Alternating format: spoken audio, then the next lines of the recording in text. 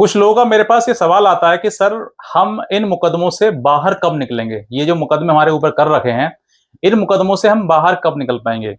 तो ये देखो, मेरा आपको एक डायरेक्ट सवाल है। अगर फैमिली विवाद आपका स्टार्ट हो गया है और ये विवाद सिर्फ घर घर तक नहीं बल्कि कोर्ट तक पहुंच गया है, तो मैं कहता हूं कि आपको इस जन्म में तो क्लीन चिट मिलने वाली है नहीं।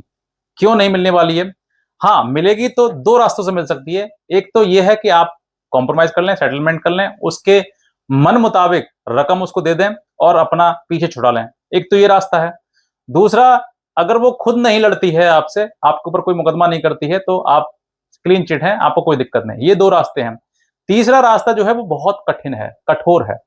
एक एक पथरीला रास्ता है, जिस रास्ते पे आप चलने के बाद जो है आपको कहीं न कहीं विजय तो प्राप्त हो जाएगी, जीत तो प्राप्त हो जाएगी, लेकिन आप सोचें मैं क्लीन चिट हो जाऊँ पूरी तरीके से, तो नहीं हो पाओगे साहब। क्यों नहीं हो पाओगे?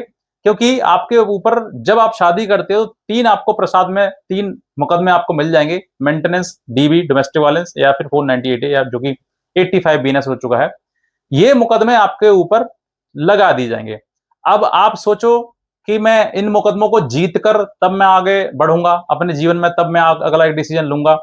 तो मैं कहता हूँ जब तक इन मुकदमों को आप जीतने का प्रयास करोगे, जब तक आप इन मुकदमों से बाहर निकलने की आपको एक समय आएगा, तब तक आपकी उम्र मेरे ख्याल से अगर आपने 30 में शादी करी है, तो 50 के आस-पास हो जाएगी।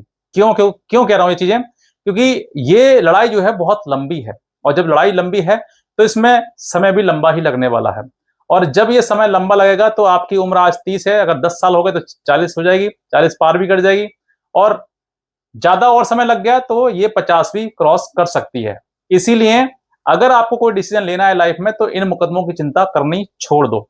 ये मुकदमे दहेज का मुकदमा है, अगर आपका स्टे हो गया या फिर पेंडिंग है, चल रहा है, तो उसमें भी डेट आप सोच के देखिए लंबी-लंबी लगती है। महीने की, 2 महीने की, और हर डेट पे कोई काम होता भी नहीं है। कहीं न कहीं स्ट्राइक है, कभी हड़ताल है, कभी जज साहब नहीं बैठे, कभी वकील साहब नहीं आए। ऐसे तमाम चीज़ें चलती रहती हैं। तो ये एक प्रकार से आप ये सोचो कि मैं बिल्कुल क्लीन चिट होकर मैं आगे बढ़ूँ जीवन में अपने, तो ये क्लीन चिट आपको नहीं मिल पाएगी साहब। क्योंकि ये क्लीन चिट आपको समय के अनुसार ही मिलेगी। कब? जब तक तुम समय से एक्सपायर हो चुके होगे। यानी कि जो बात मैं कहना चाहता हूँ उसको बात को समझिए कि जब तक आपकी उम्र है ना, जो उम्र शादी करने की होती है उस उम्र से एक्सपायर हो चुके होगे। इसीलिए अगर आपको जीवन में कोई स्टेप लेना है तो रिस्क लीजिए और रिस्क लेने के बाद अपने जीवन को आगे बढ़ाइए। अगर चीजें ठीक करनी है तो, और अगर आप सोचो कि साहब पूरा क्लीन चिट मुझे मिलेगी तब मैं आगे जाके जीवन में बढ़ाऊंगा, तो देखो क्लीन चिट मिल जाए आपको समय रहते हुए तो ठीक है, कॉम्प्रोमाइज के आधार पर या किसी प्रकार से। और अगर नहीं मिलती है तो फिर देखो कहीं ना कहीं ये चीजें आपको क्लीन चिट देरी इतनी हो जाएगी कि आप उस जो अवस्था, जो चीजें आप सोच रहे हैं, उस चीजों की सोचने के बारे में आपका जो समय है, वो समय इतना निकल जाएगा कि तुम फिर उस लायक ही नहीं रह बचोगे। इसीलिए मैं कहता हूं, अगर आपका विवाद इतना स्टार्ट हो गया है, ये चीजें थाने तक पहुंच चुकी हैं, कोर्ट कचहरी तक पहुंच चुकी हैं, दहेज का, मेंटेनेंस का, डीवी का, ये सारे मुकदमे आपको दर्ज हो चुके हैं, तो एक लास्ट प्रयास कर लीजिए उसको लाने का कि तू आजा, आना है आजा, नहीं आना तो बता दे मुझे। और अगर काफी समय बीत चुके हैं, 5 साल, 10 साल या प्लस इससे हो चुके हैं, तो आपको कुछ पूछने की आवश्यकता नहीं है। ये ऑटोमेटिकली एक संदेश है आपके पास कि वो नहीं आएगी।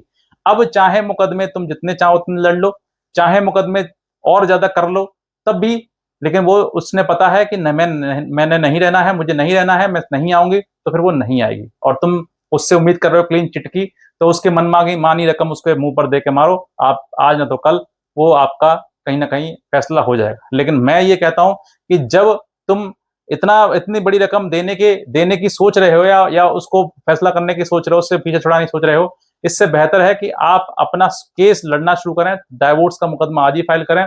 उसको प्रोसीजरली एक अच्छे एडवोकेट से मिलें कि किस तरीके से जल्द आप डाइवोर्स ले सकते हैं, किस तरीके से डाइवोर्स का केस डिसाइड करवा सकते हैं। इतना उससे पूछिए, समझिए, और सही डायरेक्शन के आधार पर आप अपना जीवन अभी भी बदल सकते हैं समय रहते हुए। अगर देरी और ज्यादा कर दिया आपने और ज्यादा समय निकाल दिया आपने, तो मैं कहता हूं फिर समय वापस नहीं आता है। रुपया पैसा आप कमा लोगे लेकिन समय वापस नहीं आएगा। इसीलिए समय रहते हुए अपने ऊपर हो रहे अत्याचार के लिए, आप जो अकेले जीवन बिता रहे हैं उससे बाहर निकलने के लिए समय रहते हुए स्टेप लीजिए और सही डायरेक्शन पर चलिए और एक सही दिशा में आप काम करिए, अपने जीवन को आगे बढ़ाइए, वरना क्लीन चिट के चक्कर में बूढ़े हो जाओगे, कुछ नहीं हो पाएगा। इसीलिए टाइम रहते हुए अपना डिसीजन लीजिए।